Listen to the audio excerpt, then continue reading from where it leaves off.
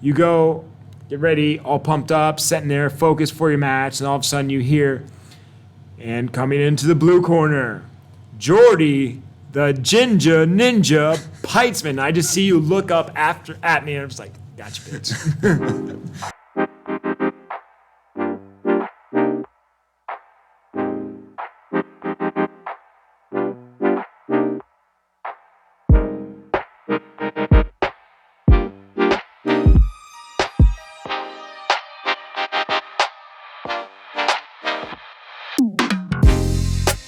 Ladies and gentlemen, we're live for episode 3 of the Subspectrum BJJ podcast. My name is Jordan Peitzman.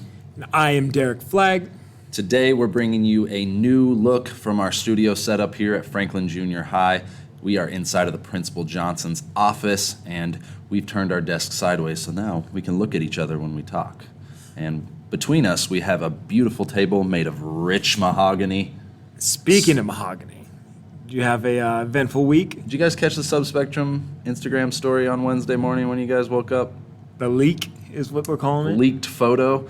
Yes, unfortunately, there was a photo of my covered hog on the Instagram story for Subspectrum BJJ, and it just so happened to be the best performing story in the history of Subspectrum. I'm not sure if anybody would call it a hog, maybe a piglet.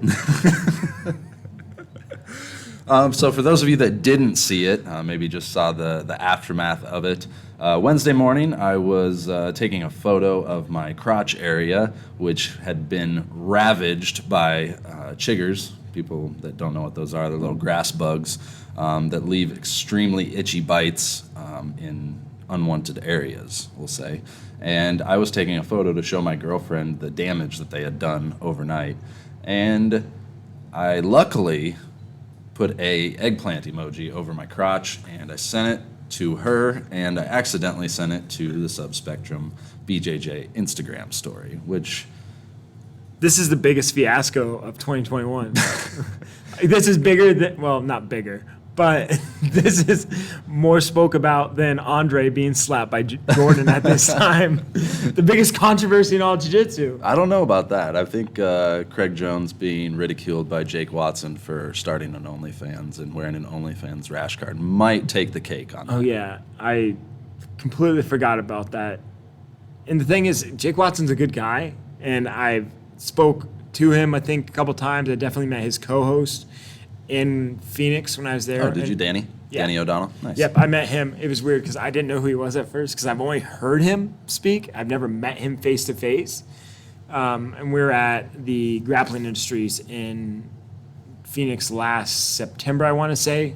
And he's like, oh, yeah, by the way, I'm Danny. And I'm like, oh shit, I know you. And he's like, yeah, blah, blah, blah, blah, blah, blah. All that we met. That was the same Grappling Industries where Sean O'Malley competed and faced Deagle.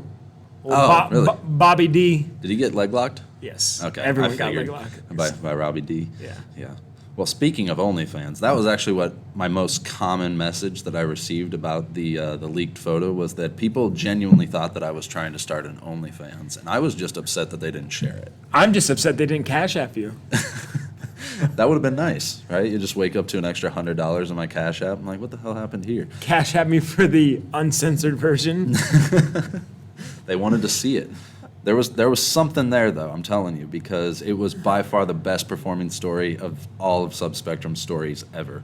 Typically, in an 11-minute period, which is all the longer the photo was up, we would have received, I would say, somewhere between like 20 and 40 viewers. There were 176 views on that photo in 11 minutes, which doesn't even make sense. It's like Instagram knew that this is what the people want to see, and they just pushed it out to as many people as they possibly could. Were people getting notifications that say Subspectrum just posted a fantastic story, check it out here? This is going to be up quick. Check it out while you can. But it was just really strange because I saw it, and I don't know what this says about me as a person or says about you as a person or both, but I saw it and I was like, oh yeah, that's just Jordan being Jordan. And I just let it be. And then I get messages from people like, did you see what Jordan posted? What the hell's going on? I'm like, oh shit, they're talking about that. And yeah, obviously that's what ended up happening, which went down quickly, but Yeah, I'm going to be honest. I saw that you were one of the people that saw it. I'm like, why didn't he message me? Why didn't he tell me? That's exactly why. I just usually, so if there's ever an error, like, for instance, on episode 1, I thought you had unintentionally titled it episode 1 as in WON instead of ONE. But so I messaged you and I was like, did you mean this? Or I'll message you anytime there's something where I'm like having a question. But I think this speaks volumes to how long I've known you and to the level on which I've known you where I was like, yeah, that's just Jordan being Jordan. I mean, maybe I should have just rolled with it. Maybe I should have just left it up there. Probably. No, probably not. But get those kids' registrations in. That should have been the next one. Anyway, we can transition away from the hog topics or piglet topic, whatever way you want to call it. But we do have a winner for last week's giveaway. The winner was Grayson Plate. He used to run BJJ Woodstock. He moved from the Chicago. BJJ Woodstock, that's me, no. bro. Oh, shit. What is it? That was in Woodstock, Illinois. Yeah. But it was Wanderlust. Wanderlust grappling in Woodstock, Illinois. So Yes. I'm like half right. Yep. Where we both went out and competed. So he used to run that out of a Harley barn, which is really cool to compete at, actually. Yeah, it was. And moved to Colorado. He's doing all sorts of shit. He won. This week, before we transition a little bit further, we have another giveaway. The first person to comment the correct winner, method, round, and time of the Dustin Poirier versus Conor McGregor fight this weekend will win another $25 gift card. Now, the time, if nobody is exact, it'll be the closest to it, and we are going to go Wheel of Fortune. No, not Wheel of Fortune. What game show am I thinking of? Oh, my God. I don't know what you're thinking of, man. One Drew Carey hosts now. Drew Carey, Price is Right? Price is Right style, yeah, where you can't go over or whatever. So that's what this week's going to be. I feel like if somebody guesses the exact method, round, and time, they deserve like a $500 gift card, but we're not that rich, so you don't get that. If you guess everything correctly, I need to speak to you and ask what the future's like. Get some lottery numbers. Yeah. So I want to go back to Grayson's promotion, though, because we did travel out there to Chicago. Yeah, that was interesting how he mentioned that it was in Chicago, but if anybody knows where Woodstock, Illinois is, first of all, it's nowhere near Chicago. It's like an hour northwest of the city, I believe. That's being generous. And it was in the middle of nowhere. It was kind of a cool little town. Wasn't it where they filmed Groundhog Day? I think that's what was filmed there. Yeah, there was a something mural between a couple of the bars that we went to with, who's the damn guy? Who's the guy in Groundhog Day? Bill Murray? Bill Murray, that's it. I was going to say somebody else. I think I was going to say Robin Williams, and I knew that wasn't right. No. No, the trip that we took out there was pretty memorable because when I had to cut weight during that day, so I drove to Illinois for 5 hours without eating food, and I was miserable. And as soon as we weighed in, they're just like, "Hey, I just weigh in with whatever," and it's like cool. And it's like, all right, well, I cut weight, so I made weight. Good. I faced Ramses. Ramses Bougarin. Oh, I just like to say it that way. It sounds way more badass. Yeah. I don't know if that's right, but that's how I'm always going to say it. Yeah. Bougarin. I faced him, and I ended up winning by inside heel hook. But I was a little deceitful with you, because you had a match. I think you were 2 matches after mine, or either directly after mine. And for those that don't know, Jordan's really sensitive when you call him a ginger because he's got a ginger beard.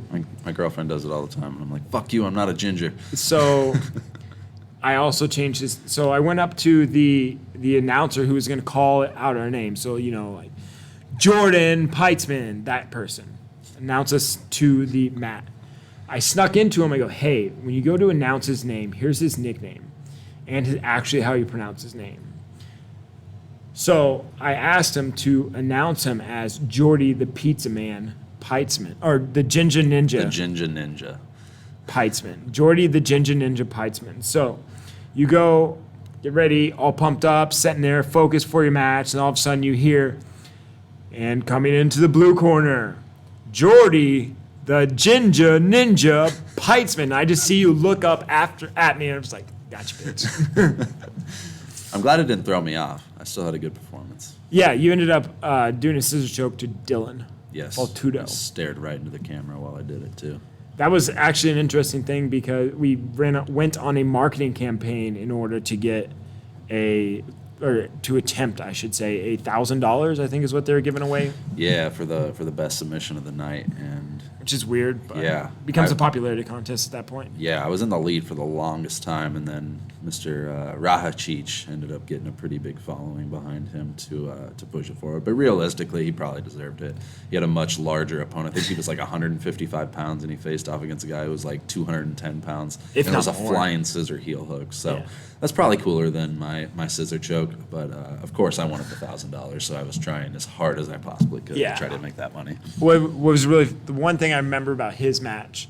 So I had 3 different opponents, maybe 4 different opponents for that event itself. The very first person I was supposed to face was Chris Waszczyk, who wow. I ended up facing. Nice. And then there was this Serbian guy who fought in the UFC, and I can't remember his name.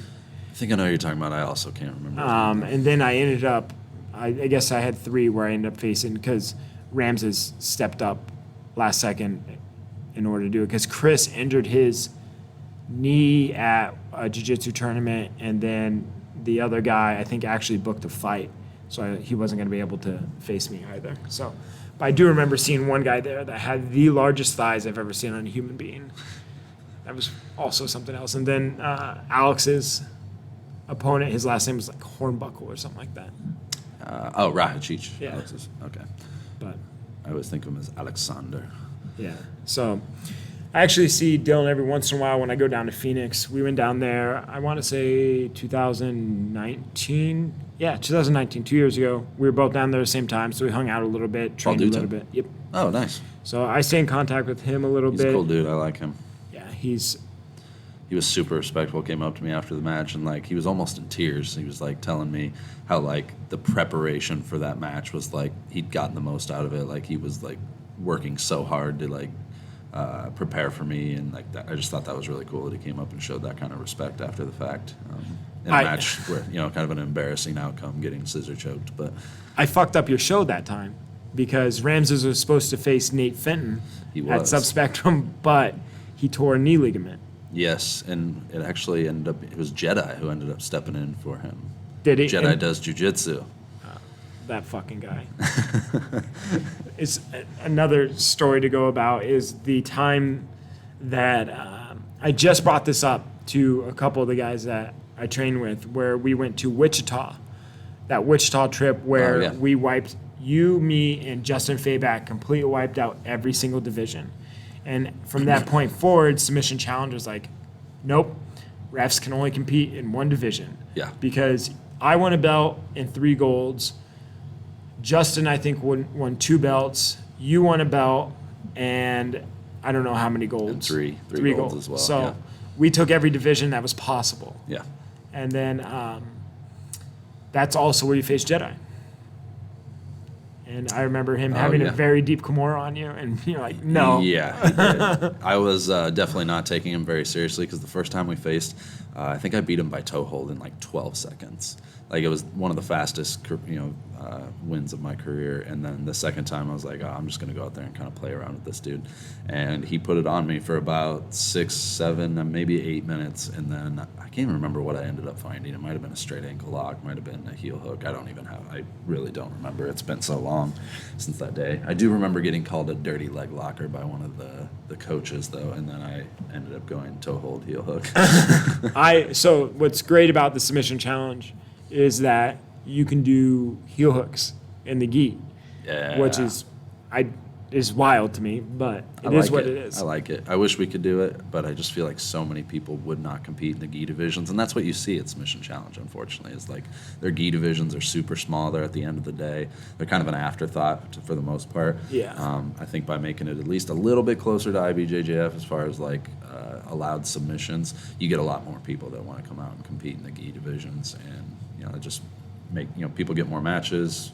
That's what people want to show up and get. Yeah, it's an interesting subject. I personally don't really care. It's tough because when you're in the gi, there's so much friction, and it's so hard to escape leg entanglements when you have gi pants on. So that's where I get and the heel hooks come on a lot quicker too. So I'm accustomed to having so much wiggle room when somebody's attacking my leg. That changes when we're in the gi. So I get it why it's not very popular and why it doesn't happen often.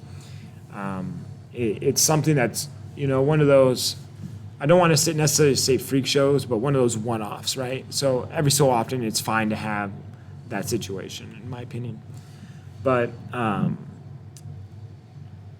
with that, the debate I got into recently was the EBI overtime versus points versus no time limit. And I wanted to know what your thoughts were as far as your ideal rule set that you think is would be best for a tournament. Obviously, you have yours. Yep. And then the second, what do you feel is the best for you to compete in?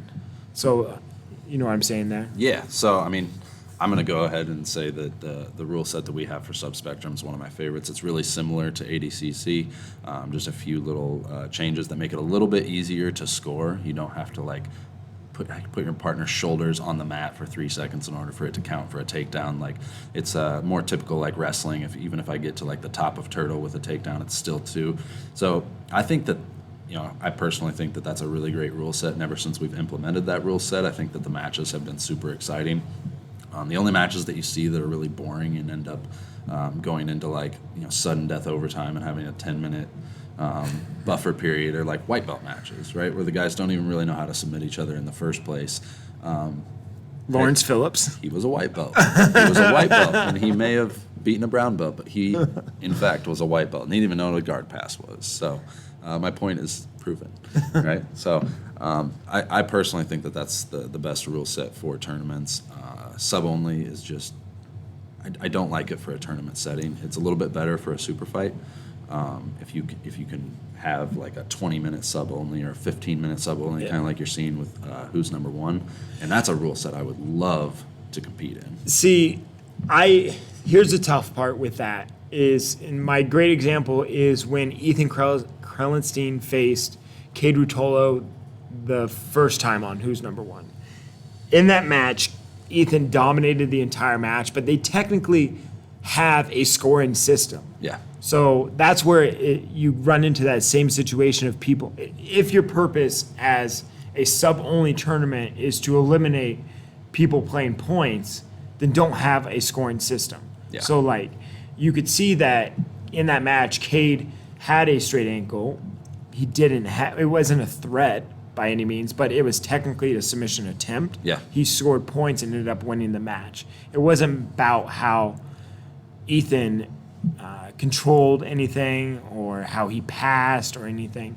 I do agree that something about referees' decisions doesn't make sense because they say they're not scoring points, but then if it goes to a referee's decision, they're essentially scoring points, but they're not keeping track of everything. They're just keeping track of the things that stuck in their mind throughout the matchup in order to give the other in order to give who they feel is the proper winner of the decision. They literally say that they have a scoring system. They're 1 point is for a submission attempt or near submission attempt. See, and I guess I didn't realize that. Yeah, they do. They have that, and that to me is just defeats the entire purpose of being a sub-only event. Yeah. I'm fine with having 2 out of 3 judges say, this person controlled the match more, dominated, and just overall won. Obviously, there are going to be close ones, but to me, to be able to game the system defeats the entire purpose. Now, I bring that up too because a lot of people are proponents of the sub-only or no time limit. No time limit as a tournament just does not work. If you looked at what Grappling Industries, they tried to do that only sub-only promo for a while, and people were having 20, 30, 40. Imagine you got to be waiting around all day. You think I'm the next match up, and all of a sudden you're going 40 minutes later. That's got to be something that people don't really want to take part in. And I'm sure most of the matches did end up finishing in under 8 or 10 minutes. But to do that consistently across white, blue, purple, all the advanced divisions for no-gi and everything like that, especially at the higher levels, you're going to end up with some much longer matches. Which gets me to my point of where I understand the purpose behind points because you have 10 minutes and you have time to work. But a lot of black belts, it's going to take longer. We're going to be there all day. Tom, to look at, okay, great example, Gordon versus Keenan. That was a 90-minute match. Yeah. We can't have even half of that. Yeah. How are you going to run an organized tournament and stay on schedule if that's the case? So I understand capping it at the 10-minute period. And at the end of the day, people are like, oh, people just get to a position and hold it. Yeah, but everybody's going to game the system no matter what. It doesn't matter what the rules are. Rules are going to be used to the advantage of somebody no matter what. We saw it happen with EBI overtimes. EBI started off great for the longest period of time. And then you started seeing these people that would come in there and they would just try to survive until overtime. And then they got to overtime, they'd get to the person's back. And because that they had been drilling this for so long that they were able to go ahead and take advantage of that position.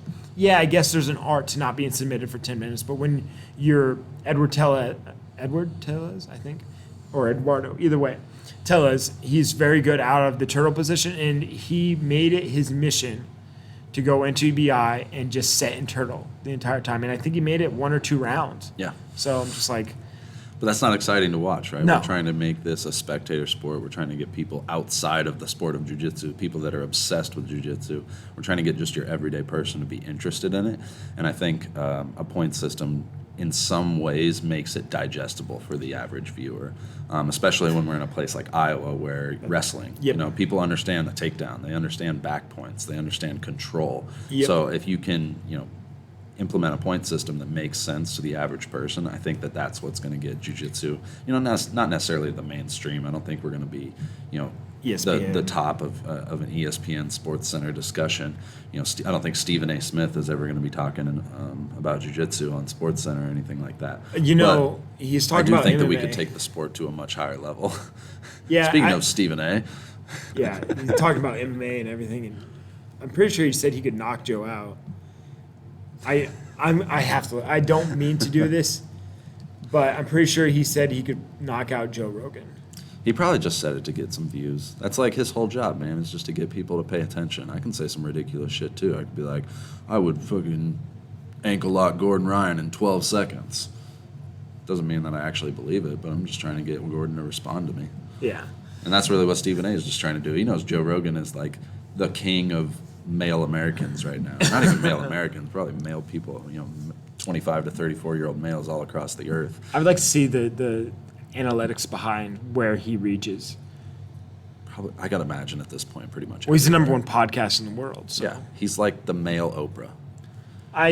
He's the bro Oprah, the bropa, the Yeah. bropra. Bro.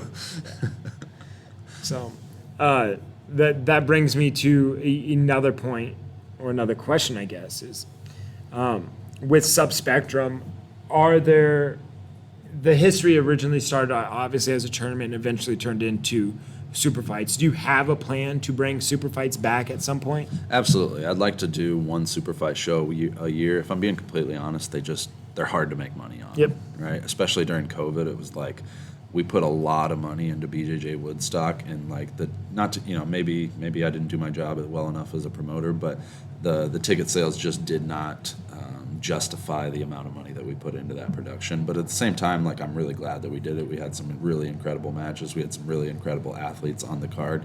It's just to be able to do that over and over and over again, the money just doesn't line up in a way that makes sense. So tournaments are going to be our prominent thing, 3 to 4 tournaments a year. And then I'd like to do one big show once a year where we do put everything up on the big stage and give it a really good showcase look. Now, with that goes into a second question I had for you, and I've always wondered, what has been your favorite matchup, super fight, not tournament, at Subspectrum? Super fight matchup at Subspectrum. It's not technically a super fight because it was part of a 4-man tournament, so I'm kind of breaking your rule here. That's fine. But William allow it. Tackett versus Andrew Wiltsey. Okay, so yeah. That was a match. Like when that happened, when it got put together, it was like 6 days out from the event. William was supposed to face Aaron Harris in a one-off match for the main event, and then Nate Fenton and Pierre-Olivier Leclerc were supposed to face off in the the co-main event. And unfortunately, I can't remember what it was. I think Nate got COVID. Yep. He got COVID like a week before the event, and he wasn't able. He's like, man, I wish I could, but I don't think I'm going to be ready to go here in like 7 to 10 days or whatever it was. Yeah. So we were kind of scrambling to try to figure out, because Pierre had already paid for his flight, and he was already coming out to Iowa, and he's like, well, I mean, if I have to, I'll just come to the commentary desk and I'll provide commentary. I can maybe do some French commentary for you. Oh, that'd By be the awesome. way, he just came out with Yeah. a French-speaking jiu-jitsu instructional website. So if you're checking out the interwebs, check that out, Leclerc BJJ or something like that. I got to give a plug to that because I like Pierre. He's a super cool dude. We had a fun weekend after the event and everything. But back to what you actually asked me about. One thing. Do you think he says inside Senkaku, or do you think he translates triangle to French? Triangle? I don't know. I don't know how to say triangle in French. No clue what it but do you is think he either. still I even says took it? 2 or 3 years of French in high school, and I have no clue how to say triangle. It's LeclercJujitsu.com. LeclercJujitsu.com. Check it out. No free ads. No free ads. Pierre. But anyways, back to the root of that original question. So Pierre ended up saying like, hey man, I'll be part of a 4-man tournament with Tackett and Harris if you guys can find a 4th. I was like, dang, that's actually a pretty cool idea. So we combined what was going to be the payout for the co-main and the main event into like a tournament format, and we just put the word out that like, hey, we got 3 people in this for a 4-man tournament. Who wants to be in it? And almost immediately, I think, or like within a day, Andrew Wiltsey hit me up, or maybe somebody from his team hit me up. I don't even know if it was him. No, I actually sent him a message, and he didn't say anything back to me. He didn't know what to say. This was like Andrew Wiltsey when he was like shy and nervous. Right? No box. Yeah, before the box, before because Daisy Fresh was kind of a thing at the time. Anyways, but before he gained all of this newfound confidence that I'm absolutely loving to see. The dude looks like he's having a great time in life. The wizard. Yeah, the wizard. Right, he's really found his role in the jiu-jitsu community. He's playing into it really well. But anyways, I reached out to him. He didn't message me back. He read the message, didn't say anything. And then it was actually Michelle, somebody else that's on their team.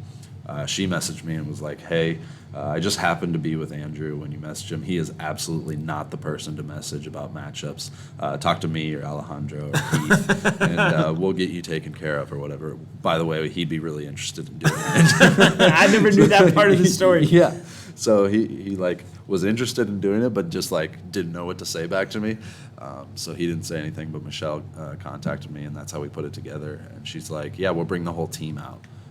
Do you need referees? And at the time, I was actually scrambling to find referees. It was 6 days out from the event, and like 8 of those Pedigo guys came out, worked the event for me all day. I was like thinking we would not have been able to do this event as smoothly as it was if it was not for those guys coming out on 6 days notice. So like that's awesome. Not only do I have all the respect in the world for those guys for what they're doing right now and just what they do in general, but those guys forever have my good graces, and I will have their back for anything, because them having my back for BJJ Woodstock was game changing. And they've been out. It could have been an absolute shit show Yeah. if they were not there to help with the event. So They've been a part of everyone since then, because you ran now 3 other events. yeah, the only one that they weren't here for was the one in February. Oh, that's right. Yeah, that's they right. weren't here for that one, or else you might have faced Couch in the absolute. Yeah. Yeah. That would have been a very interesting bracket if people were doing the absolutes, or if Yeah. they were out here. I guess they weren't. Was it bad weather or something, or do you know what kept them? They had something going on. I can't remember if somebody was on a Who's Number One. It That might have makes been sense. something like that. But yeah, man, those guys are awesome. They've done so much for the event over the last year. Like, I contribute a lot of our growth to the fact that they're there. They're really good referees. They know their stuff. And just, by having that, solid referees, I think people are more willing to compete in your event knowing that they're not going to get screwed over on a point system that they don't really understand. So they're coming back in August. Most of the team's going to be out. I talked to Spatch the other day, and he gave me the list of everybody that's willing to work and compete and everything like that. So I've been just going back and forth with a lot of those guys this week, figuring out. I'm just picturing Spatch there with like a list. All right, you fucking cunt, you're on there. Just writing it down. Who wants to go? Iowa. Yeah, they have corn. And just writing it down like, yeah, here you go. He's so damn funny, man. Like, I don't even think he's like trying to be funny. He's just like naturally hilarious. we were like messaging back and forth, and it was about that. He sent me the list, and I read it, and then didn't see it or didn't get back to him until like the next day. And I'm like, sorry, man, I was teaching kids class when I got your message and forgot about it. He's like, fucking little fuckers. Is he Irish now? I don't know. I just gave. I'm not really that great with accents, so I gave him whatever I got. So one of these may be the actual answer, but who would be your dream? Like, if you could pick any jiu-jitsu competitor out there and then another one, who would be the two that you would want to have? And for this, because of the idea that Subspectrum likes to promote the little guy, the unknown grapplers, I'm going to take away Galvao and Gordon, or anyone from DDS or Atos. Let's see. Unknown grapplers. That's hard, man. I don't know if there's like really, I don't know if I can pick a specific like 1v1 matchup. I'd love to have the Rotolo brothers on an event. That would be something that'd be really cool for me. I rolled with those guys when they were like 12 or 13 years old out at Atos when I was visiting out there. And even at that time, I was like, if they had any more man strength on them right now, I'd be absolutely fucked. And clearly I was right, because as soon as they turned 15 or 16, they started submitting world-class black belts. So those are two guys that I'd love to have on the event. So this would be my dream matchup, Yeah. or a good matchup would be Wiltsy versus Ty. They're about the same weight. That would be a fun matchup. Just a couple guys that would go at each other. Like, Yeah, you just think of the pace that they both put on, and it just would be never ending. Yeah. And there's beef between Wiltsy and Atos. Is there? Well, Yeah. I guess I don't know about this. He had just something about like he was. I don't know the exact. I don't want to misquote anybody. I just know that he is not the biggest fan of Atos, and because of something that Atos had done to him in the past, I believe at an Probably IBJJF. an IBJJF. They Yeah. probably arranged the brackets so that he was the bottom seed or something. Or they do look- all kinds of stuff like that. Or like, look down on him in some way or something like that. how do you look down on that guy, man? Yeah, you hear about. Well, now he has the backing of Orlando Sanchez, Yeah. which is the most terrifying guy in all of jiu-jitsu. You look at him, you're like, I'm not messing with him. But the IBJJF is interesting when it comes to the bracketing. I just ran There's into so much lobbying and stuff like that. That was something that I realized when I was out there ahead of No-Gi Worlds. Like, people were just talking to people inside the gym, like leading up to it. Like, oh, we're trying to get this moved around here so that we can be like. It's crazy all the jockeying that goes on just so that they can try to win a team title, or so that they can win matches that they think that they can win, or that they have a better chance of winning in order to get a No-Gi world title. It's like, just go in there. If you're the best, you're gonna beat all the guys. That's the ultimate thing. when I did pans, I was the lowest seed. I was the lowest seed, which Yeah. I made it to the semifinals and I lost on an advantage, which I actually hope, because I'm doing No-Gi Worlds this year in October, and I'm really hoping that I get a rematch with that guy, because winning on advantage is whatever. But there's other people, I'll keep their names confidential. I'll say them right to the camera. He doesn't know. I have no clue who they are. We spoke about our brackets. And it's like, oh yeah, this guy, he's really tough in your bracket, but he may move to this part. It looks like they switched this around, and yeah. It's insane. Yeah, there's a handful of coaches that try to do that at Subspectrum. They'll like hit me up the week of the tournament, and they're like trying to, because there's multiple brackets, because they're capped at 5 people. Yeah. So there's like 3 or 4 185 pound brackets. So they're trying to like move their guys around to see, try to see if they can win. There's some super competitive coaches out there that want that team title. They want those trophies. They want to take them home.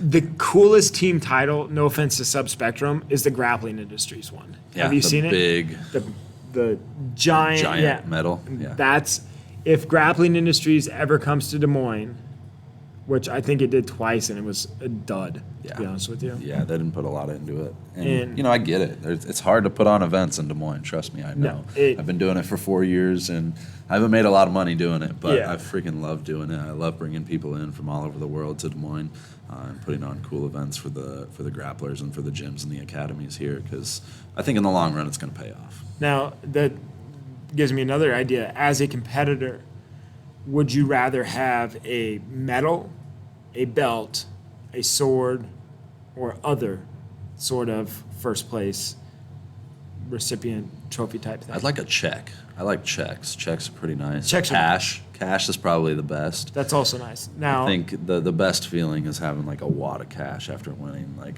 it was like a blue belt tournament, but I won like $1,500 down at Bruce Kumate's event in Houston, Texas, and I was the whole drive back. I drove 15 hours straight back after Jedi. Yeah, with Jedi, who I met in the finals and scissor choked. We stopped scissoring guys. Can't. That's all I know.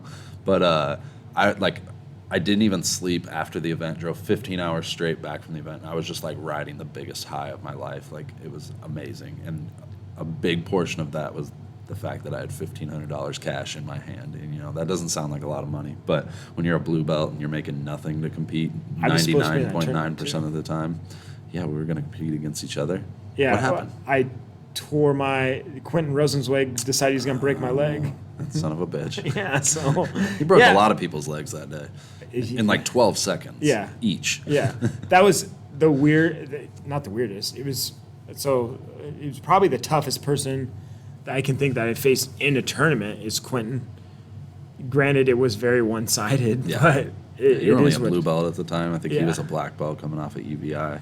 And I helped him cut weight. That was the worst part. Yeah, that son of a bitch came in like 9 pounds over and thought that I was just going to waive it. Because apparently that's what they do at EBI. Apparently it doesn't matter if you make weight or not. Yeah, and he called out cool, people on it. But anyway, yeah. Quentin's always been, don't get that wrong. I've been cool with Quentin the entire time. I've messaged with him back and forth back in the day. I haven't. I absolutely hate the guy. I'm just kidding. I like Quentin. He cornered me when I went down to Jacksonville for a match. That was probably the second match of the day, and he's like, "Do you have a corner?" I'm like, "No, I don't." He's like, "Do you want me to corner you?" I was like, "Yeah." So in my match, you can hear him say, "Anything below the nose is a choke," and I finish with the Kimura trap, back take, and you hear him say it, and that's how I finish. And in that same match, Josh Leduc is commentating with, I think it was Sonny is the guy's name. I don't know who he's with. I'm just guessing. Sonny Parlin? I really think that's who it was. Okay. And that name sounds familiar. I have no clue who that is, by the way. I looked over at him, and when I'm getting ready to take the guys back from a Kimura, I give him a head nod, take the back.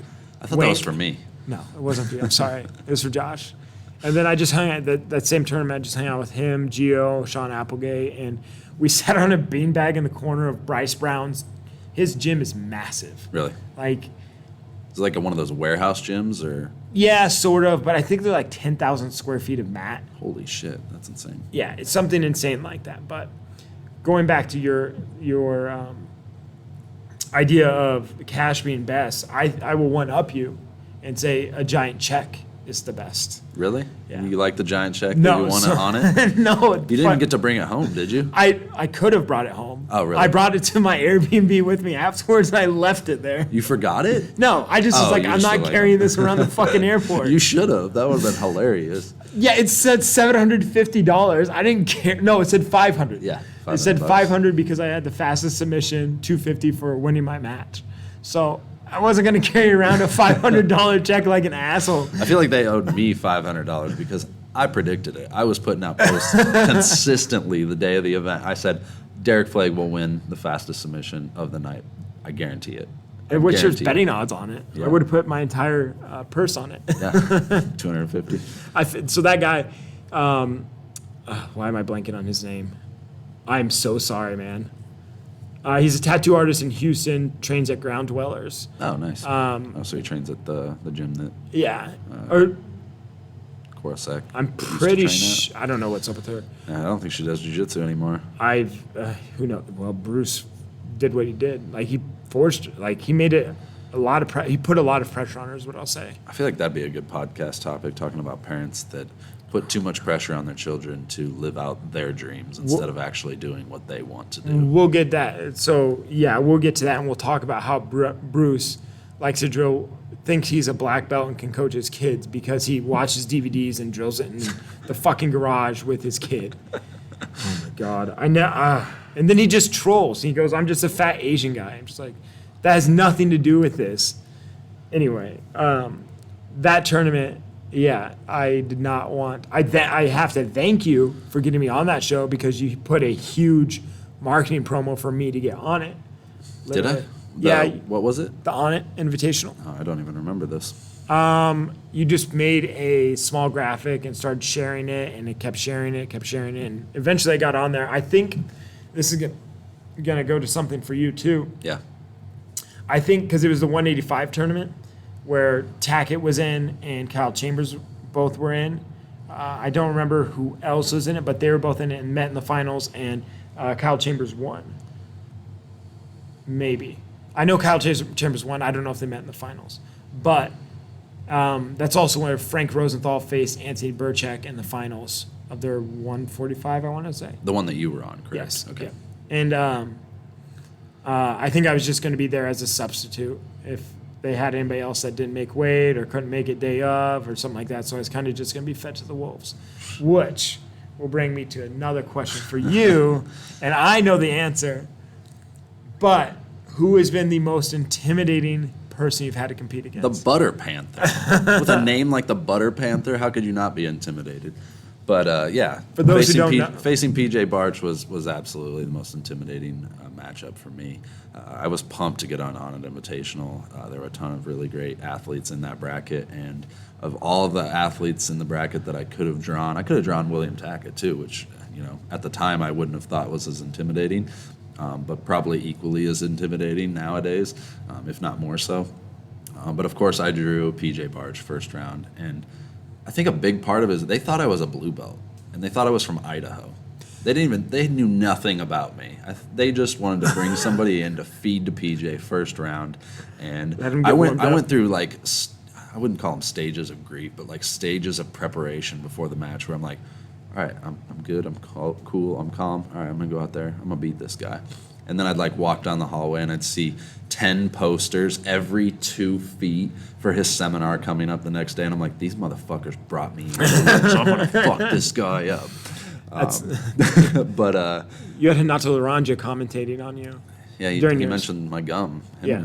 Him and Denny Propicos, they just don't like gum. So, funny story, when I had Denny Prokopos come out for a seminar back in 2016, I want to say. That sounds about right.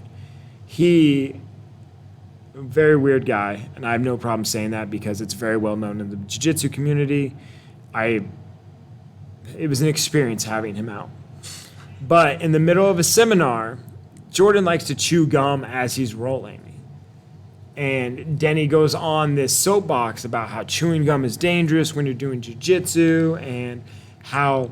I trained for ADCC. You think during an ADCC camp, people are going to sleep 3 times a day? You think you're going to be able to choke on gum and do... I was like, what are you even talking about? And he's sitting there trying to, like, basically embarrass me in front of my entire student base at NoCos in the middle of his seminar. Like, this is a really, really weird dude. And then he goes, go spit it out. Go spit it out. And it's Just spit it on the mat. Fuck that guy. I knew we were in for more entertainment when he made up a guard. So he had a position, went to the bathroom and hit his pen and came back out and goes, this is the Aristotle guard. Aristotle guard. And then had a heated debate with Joey Piacek about whether it was Aristotle or Socrates who said a specific quote. And based on the confidence from Joey Piacek, I have to say that he must have been right. Okay. And Denny was not a well-prepared. No, Denny's mentally not a well-prepared person, clearly. But yeah, I think he's within Kyle Terra now because he did have a submission underground match not too long ago. But yeah, what's up, Denny? Fuck you, man.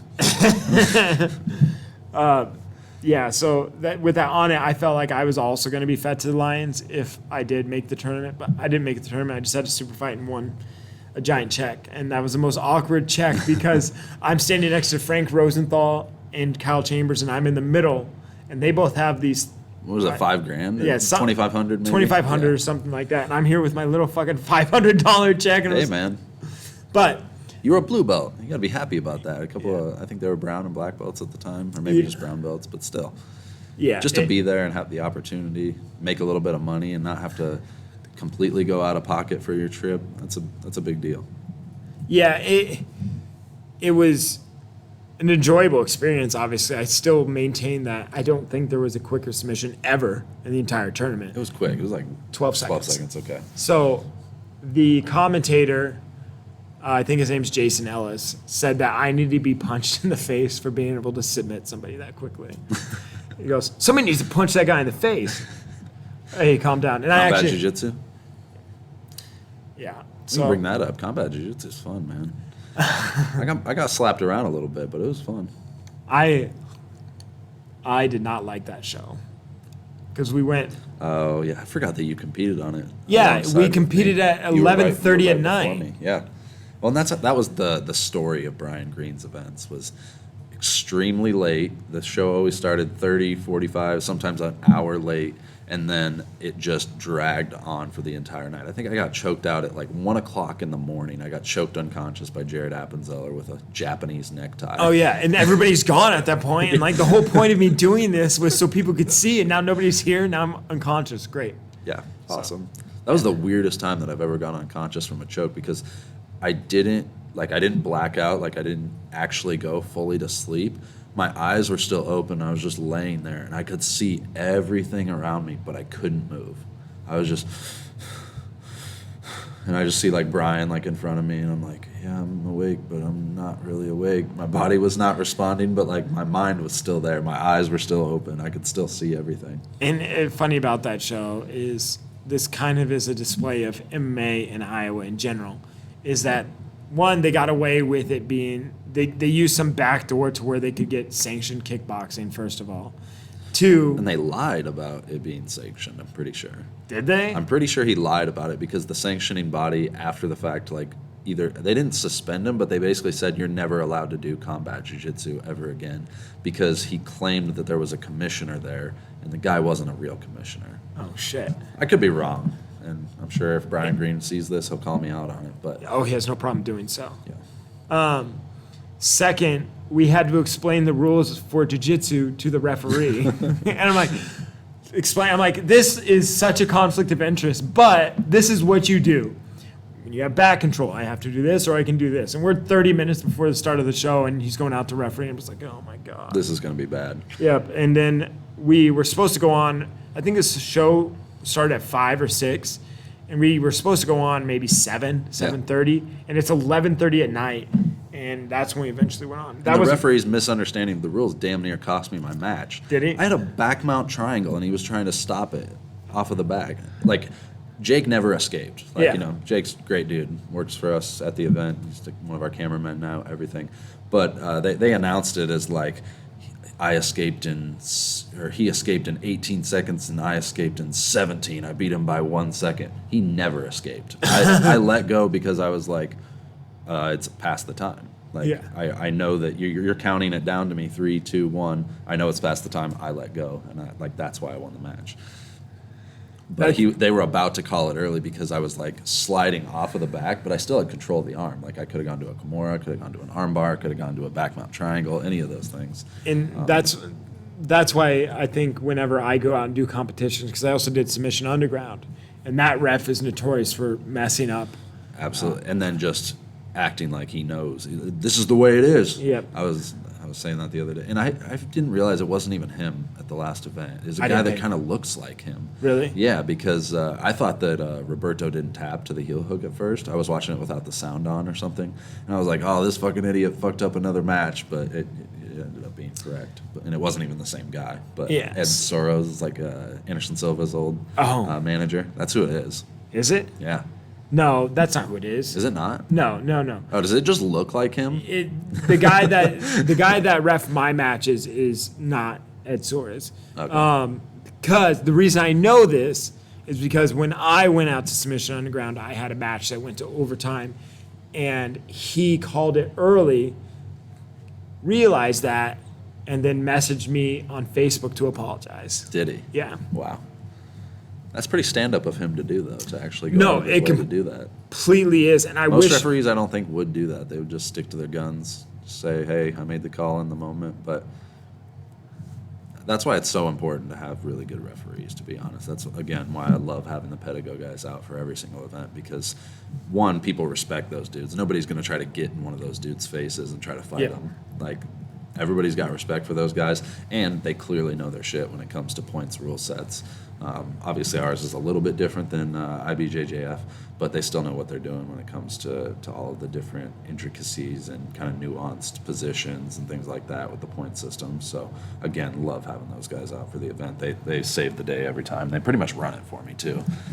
I don't even have to like have my staffing schedule out and like tell them when to get off and on, because they just know, okay, I'm up in 10 matches, I'm going over here. Oh, I'm going to grab my buddy and to pull in here to either referee or run the table. Like, those guys deserve more money, and I'm probably going to pay them even more this time around, because they deserve to be some of the best paid staff in the sport just for what they do.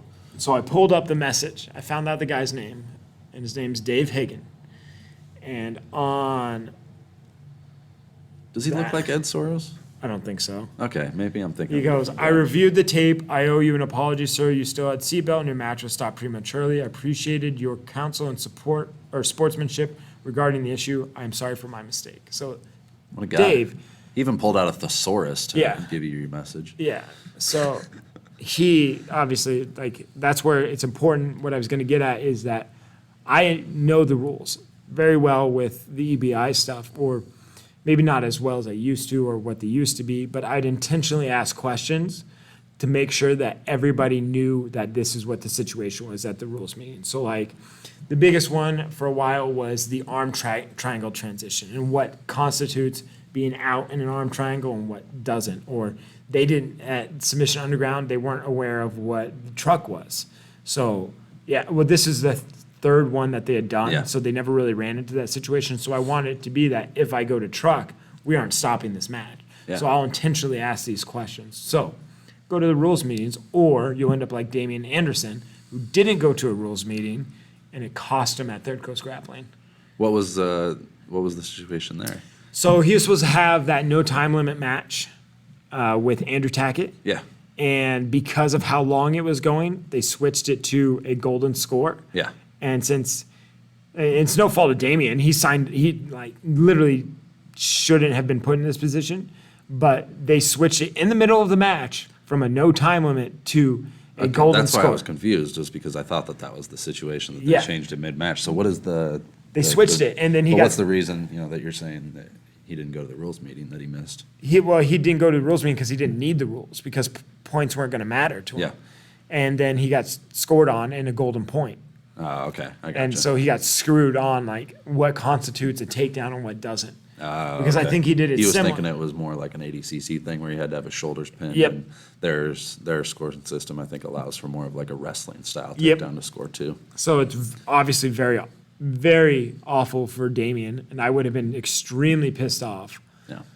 But it's, Honestly, the controversy from that match probably made his name even bigger, and the fact that it was just a really... I haven't actually seen the match, but I've just seen highlights of this and that. I'm not And- going to watch a 90-minute match, I'll be honest no with way you. at all. But just knowing those two grapplers and the amount of action and the output that they have, it's not two guys that are going to go in there and stall in positions. And I think they were both shirtless. They were sweaty as shit, I'm sure. There was all kinds of slip and sliding. What was that guy's name? Refer him over to that match, too. The guy who commented on me in Mahmoud's? Who are you talking about? The guy, remember the guy who commented Preston? on... Preston, yes, Preston. Send him over to the Third Coast Grappling's Yep. There you YouTube go. page. So, yeah. I might be on Flow Grappling still, right? I don't know how their split went. I don't know either, to be honest with you. But that's what remains from that. Now, another question that I had thought of in the entirety of that is you talked about going to Houston for the kumite that they did. And you also did the global grappling. Which one did you find more joy in winning?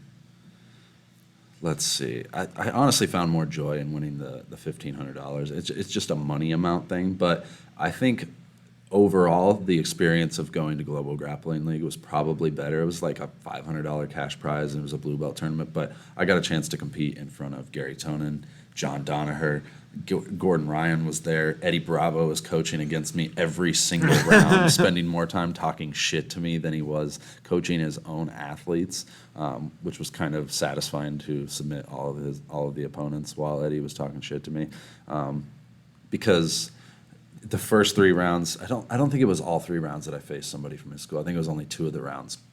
But and he says it on an episode of Mastering the System. He's like, the CSW guy with a black belt Kimura was Kimuring the shit out of everybody. Because that's what I was doing. I was just getting Kimuras, and whether it was like a finish to the back take or an arm bar or choking people out, or just finishing the actual Kimura itself, I was Kimuring the shit out of everybody. And they came up to me in between I think it was maybe between the quarterfinals and the semifinals, or maybe it was between the semifinals and the finals. But they asked me if I was actually a blue belt. They accused me of being a black belt. And I just thought that was hilarious because clearly I was a blue belt. I'd been training like 2.5, maybe 3 years at the time. I was nowhere near black belt level. I was dog shit compared to what I am now, and I would be embarrassed to have a black belt around my waist today. So to claim that I was a black belt as a blue belt was kind of silly. But in between the semifinals and the finals, there's supposed to be a 10-minute break. Yeah. And I sat down on the mat. I just kind of was doing like a little like meditative like breathing exercise because I actually was out there in the middle of like my worst allergy season. I didn't have my inhaler on me. I have really bad asthma. And I had an asthma attack kind of like I can't remember, it was one of the second or third matches, and my lungs started like getting really inflamed. So I was just trying to catch my breath and just get myself calmed down, ready for that finals match. And I guess I should be thanking them in some ways because, I got that extra time. I got that extra time to rest, but honestly, it didn't matter. I was completely out of breath in the finals. But anyways, to the point, it took like 45, 50 minutes between the finals and the semifinals and the finals. And I'm like, at one point, I literally threw my hands up. I'm sitting in the middle of the mat, surrounded by 10th Planet and like DDS people. I throw my hands up and I'm like, what? So just so he's Eddie's guy, he gets an extra 45 minutes. And come to find out, he was getting a 45-minute private lesson from Eddie Bravo awesome. on how to stop my Kimura, which is another point that he used the segue of calling my Kimura a black belt Kimura, and that he taught his blue belt how to tear it apart, and that I never got a Kimura on him, which was true. I ended up getting a rear naked choke in the finals, not a Kimura. But yeah, he did have a really good defense to the Kimura that I had at that time. But I guess I don't even remember the original question. So far off. Which one did you like? What one did you like more? Yeah, just I think the experience of being able to compete in front of all those big names and to at least get some recognition. Even though I was like a blue belt, nobody gave a shit, to be honest. It's not like Gordon Ryan remembers me to this day. Not that I would give a shit. But just to be able to compete in front of all those people, the connections that I made, the amount of people that, smaller belts like blue and purple belts that knew who I was after that event was definitely probably more rewarding, even though the one in Houston was more money. That makes sense. Yeah, I'm mad that I missed out on the Houston one because I hopped into a tournament for Subspectrum knowing I'm not going to beat Jason Rao or Quentin Rosenzweig. I was just there to get more experience and all of that, and then I get injured. And I miss out on a tournament that I actually wanted to compete and I could win. So that was the most frustrating part. But we probably would have faced in the finals. Yeah, you and Jedi would have scissored. Yeah. 3-way scissor triple threat match. Yeah. There's been a lot of good trips though. We've done a lot of trips together, but I think the Woodstock one was awesome because I sent that Snapchat to Grayson of you. I still have this video, I think, of maybe I'll overlay it if I can find it. Of Jordan. He wraps the bed sheets around him and starts climbing on top of the TV stand and the dresser in front of the bed, starts flapping his wings and jumps and does a 5-star frog splash for those who watched WWF back in the day. And this is how I kill time, man. Yeah. When you're stuck and there's an event at 8:00 at night and you're just in the hotel the night before and you just got to hang out the whole day before. It's not like there was shit to do in Woodstock, Illinois. What was I going to go to? Take a picture with a mural of Bill Murray? Yeah, that's one of the worst things too is competitions of having to sit around all day. I will give props to so I'm doing a lot more IBJJF stuff. I'm doing Masters Worlds in the gi. It's not in the gi. Yeah. When is that? November. Okay. Beginning of November, so it's a month after No Gi Worlds. So I'm going because I have a bunch of teammates. Jake, who will be in Masters 3. Doesn't make sense at all. Dude looks like he's 28 years old. Jake Puddin's 44 years old. He's registered with the IBJJF. Blue belt. I think he's doing, is it? He's going to fuck some old men up. Okay, what is it? It goes super heavy is what he's going to do at the 225 mark, I think is what it is what he'll be It's at. like 222 or something like that. I think Nogi is 222. Oh, okay. Gotcha. Yeah. fuck if I don't I know know. why I tried to pretend like I knew anything about IBJJF weight classes. And then Longboard Joe's also going to go out. Hell yeah. Longboard Joe, and then I think we're What's going he to. in? Masters? He's going to be in Masters 1. He's saying Okay. his birthday is a week or so after mine. So Gotcha. he just turned 30 this year, too. He's going to go do blue belt Masters, and he'll probably be at 195, so medium heavy. That's what I'll be at for purple Masters 1. And I had to make that tough decision this year.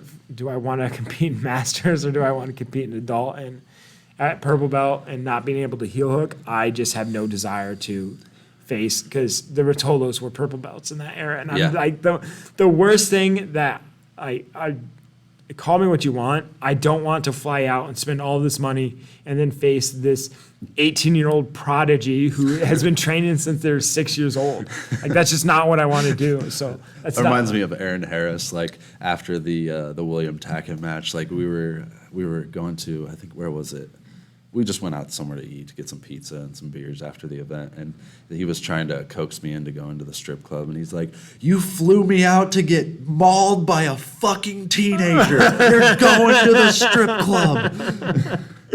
Shout out Aaron. That was, that's not what I want. So that's why I started doing this year. Now, when it gets to the brown belt, when I can heel hook, I think I am going to go back to adult, at least for the smaller tournaments. So an issue I ran into, I'm doing the IBJJF Phoenix, and I had to jump up a weight class because there's nobody in my division at Masters 1 medium heavy, which whatever, but I had to jump up a division to the heavyweight, which is a 202 and change.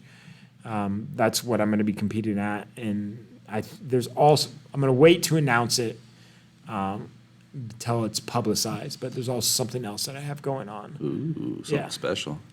So So- I have a question for you. Yeah. What was it? Was it something about the change of switching over to Henzo Gracie Academy here in Des Moines? What was it that got you so wrapped up in the IBJJF tournaments, rule set, whatever it was? Because that was something that I didn't think that would ever be your style, to be honest. It wasn't the switch. It's just that I can do it. There's more prestige behind winning those events. And I'm going to get more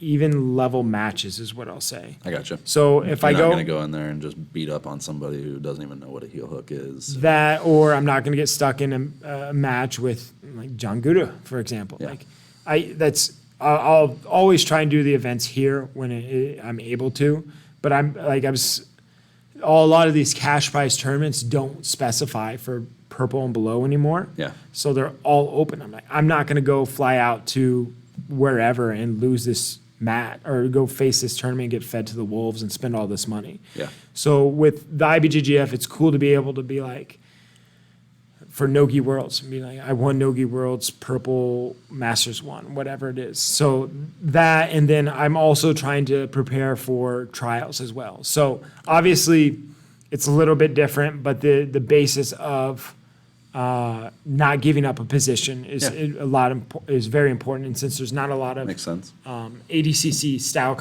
competitions, especially people. Subspectrum utilizes ADCC rule sets. Yes. Register now at subspectrumbjj.com. Yes, what he said. So yeah, that's wise. I wanted to get in something where you're going to have those people that are trying to play the position game. It is what it is, and something I wanted to do this year. At first I wanted to be ranked in the top 10 within my weight division and age, which would have been cool. But now it's, why do I just want top 10? Why not world title? Number one. Yeah, so that's what I'm going for this year. That's the coming goal. for that number one spot. And YouTube flagged this for vulgar use of words. What? It's like, what? We're not even live. Yeah. So that's kind of what it is. And a lot of the that's just what's available too. So I'll do Grappling Industries and their points base. Yeah. It's just what's available because the sub-only day tournaments are pretty much dead. Yeah. You There's don't- especially here in the Midwest, there's Yes. almost nothing anymore. I went to sign up for one and there was nobody in my division. So I was like, What was it?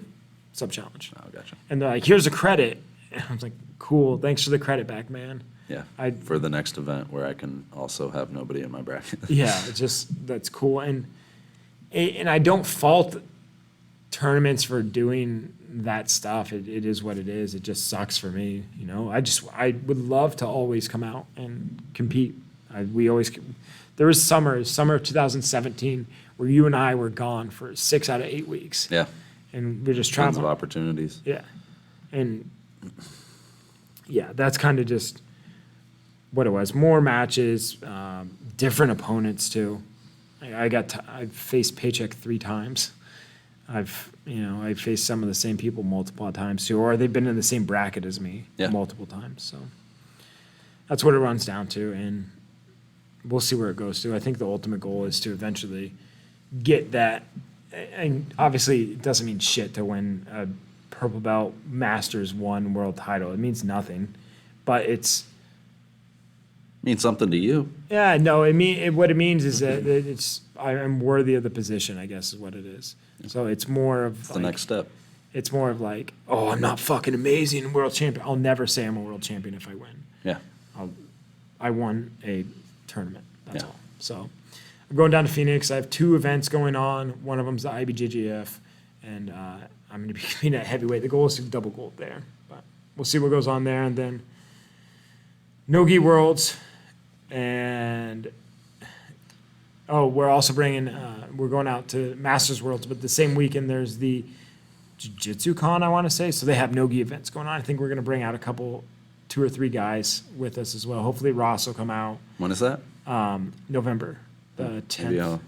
Maybe I'll try to come out for that. Yeah. That'd be kind of a fun weekend. Go out to Vegas. Yeah, and I'm probably going to leave directly from Vegas to Phoenix and go to a concert on November 12th. Wild times, but we're going to have Wild man. Yeah. Speaking of the wild man, Oh yeah. the wild man, he messaged me this morning and said that he changed his flights. He's going to be competing in Subspectrum on Saturday, or no, I can't remember I think Friday night he's competing in an absolute tournament in Alabama now.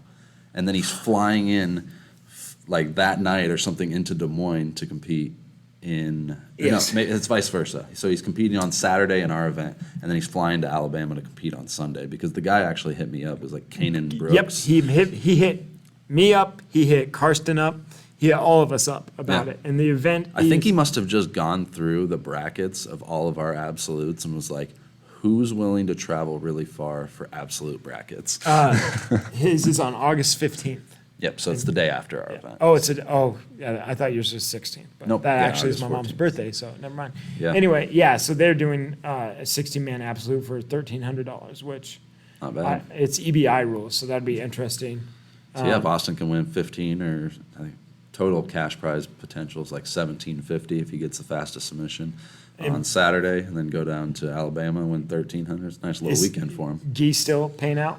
Yep. Yeah, Gee's still paying out $500, So, okay, so 1,500, okay. and then $250 for the fastest submission presented by Jake and Jose's MMA podcast. Actually. Oh, Yeah. interesting, so. Yeah, but that'll be- some of the matchups that we could potentially see him go against, we might see another Austin Baker versus D1 wrestler with Pat Downey coming in. So, Who- I have a good another point on that. another madman competing in a match against Kyvan Gadsden, freestyle wrestling. The night before, there's a Stalemates show. Stalemates is like really similar to like us. I found them last night and I was like, dude, I should be like friends with this guy. I started messaging back and forth with him. So like, he's gonna come on our podcast. I'm gonna go on theirs and everything. Pretty cool dude. But just a kind of a young guy, super passionate about wrestling. Started his own little like podcast and show. He shows up at like the state tournament and like interviews people like in the street. They're like, where are you from? What are you doing? Like really quick like back and forth interviews. So I'm pretty excited about that. So Kyvan Gadsden versus Pat Downey the night before wrestling event. They were actually trying to book the Franklin Junior High, the same exact venue. And then he's like, yeah, but some fucking jiu-jitsu guys took it, like just messing with me. But I guess that's actually what happened. Tim told him no because we had the event or the venue here. You mean Principal Johnson? Principal Johnson. Shit, we just let out Tim's name. Now Beep that out. So it's going to be interesting because I think this can turn into. I'm going to be very interested to see. Pat Downey is what he is right now, but if you compare the same trajectory as Nicky Rod, because he's with the Wagner Hosha crew, which is a very successful group. You've seen Wagner do very, very well at ADCC. You've seen Cyborg win ADCC.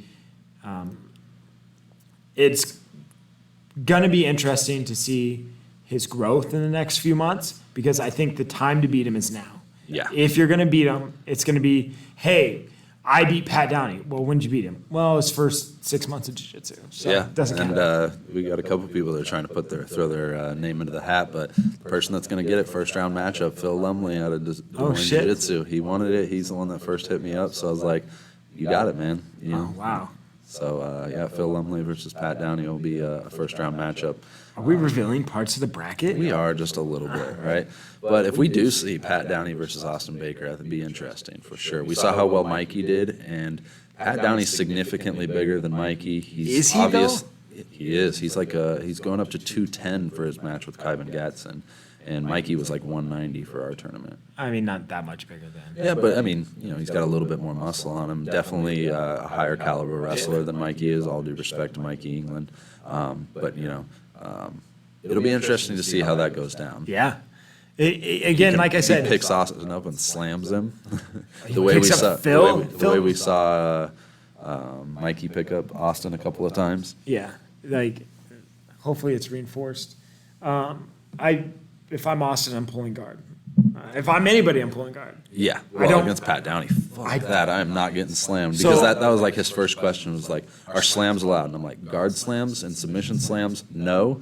If it's part of a takedown, do whatever the fuck you want. Oh, God. And he was like pumped. He's like, yes, yes. So I don't think Phil pulls guard though. If Phil watches this, I still don't think he pulls guard. I don't think Phil is willing to pull guard against him, but we'll see. We'll see. He's got a pretty dynamic little half guard, little knee shield stuff, so Yeah. I can see him doing it. But what was the point I was It'd be going interesting to see what kind of strategy he comes out with. I know he was like super excited. Jared told me Appenzeller told me that he was pretty pumped up in training that day to find out that he was going to get that match. And We had a couple D1 wrestlers stop in this week and train with us, and I think at least one of them is thinking about staying with. I don't want to Really? reveal their name. where from though? We had Iowa State wrestlers in. Okay, So, cool. yeah, it was pretty cool. I don't want to reveal their name in case they aren't signing up with us, but it'd be nice to have those guys training with us, to be completely honest with you. Absolutely, man. I know out at Citadel they're trying to like rein in some of those guys like Matt McDonough. They'll Yeah. have DeSanto. Is that it? DeSantis? I can't think of his name right off my head. Now I'm like, but what's the other guy's name? Logan Paul. Yes, Logan Paul, newest member of Citadel BJJ in Iowa City. By the way, shout out to them for the shirt. I tried to pay them for it, and they wouldn't let me. That was like the theme of that weekend. No. I tried to buy a shirt at Citadel. They wouldn't pay or let me take. Or they wouldn't take my money for it. Went to Breaking Point, tried to buy a rash guard. Wouldn't take my money for it. I'm like, dude, They I wanna, never let. So anytime I go anywhere, they never let me pay. Any gym I've ever went to cross train at, they've never let me pay for anything. Yeah. I was down in Phoenix this last time. Jose Munoz and Adrian Nez both. Jose owns it, and I think Adrian teaches there, part of it, anything. I don't remember exactly, but I was like, no, let me pay for a T-shirt. Do you have one? And everything. He says, no, just put it on and put it on your social media. I was like, okay, sure. Yeah. So you didn't pay for shit when you went on that little road trip, is what you're saying. No, except for a bunch of sushi between me and Principal Johnson. We went to a Taste of Jamaica restaurant. Tried some new food. That was actually pretty Jamaican food is absolutely my favorite. good. Yeah. I love Jamaican food, and my favorite spot is actually in Phoenix. This place called Ocho Rios. Shout out to them. No free ads. Some free food next time. But they have the most amazing food, the best jerk wings, Jamaican patties. I guess I should have known that since you like jerk wings. Yeah. The Jamaican would be your thing for sure. Oh, oxtail. Oh man, and then the jollof rice. I will get down. Apparently, I didn't get in on the right stuff, man. No, it's not that I didn't like it, but I'm more of like a Thai food guy. I love hate Thai food so much. Green Mango in Austin, Texas. That was my fucking spot. Me and Riley, I think we went there like 3 times in a row right before we left for the flight out of there. I don't even know. I think we drove down there. Oh. But Did I tell you about the news about what's happening in Austin? no, Okay. I don't think so.